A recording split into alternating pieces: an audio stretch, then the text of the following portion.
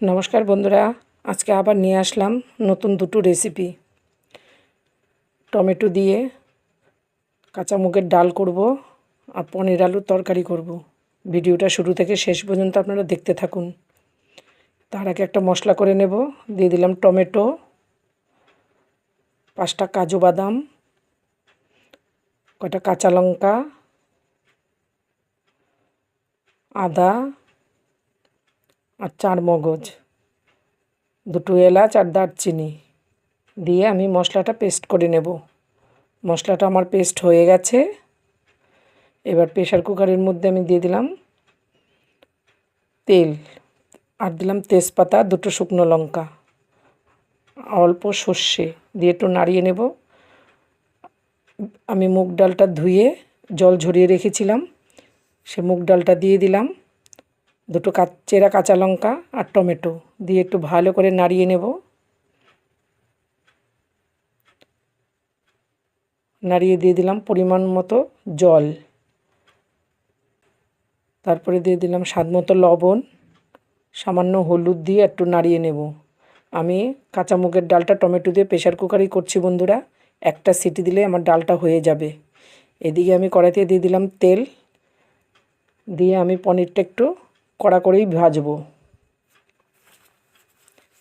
পনিরটা আমার ভাজা হয়ে গেছে। এবার পনিরটা আমি নামিয়ে নিলাম।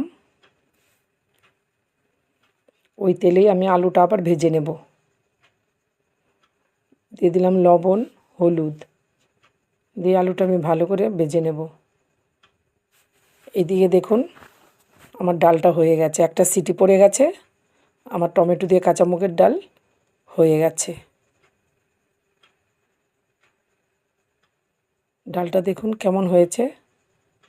এরকম করে ডাল রান্না করবেন, সময়ও কম লাগবে, তাড়াতাড়ি হয়ে যাবে, একটা সিটিতেই হয়ে গেছে। এদিকে আমার আলু ভাজাটাও হয়ে গেছে। আলুটা নামিয়ে নেব। ওই তেলেই দিয়ে দিলাম একটা শুকনো লঙ্কা, 2 এলাচ আর একটা দারচিনি, আর দিয়ে দিলাম জিরে। তারপরে পেস্ট করা মশলাটা দিয়ে দিলাম,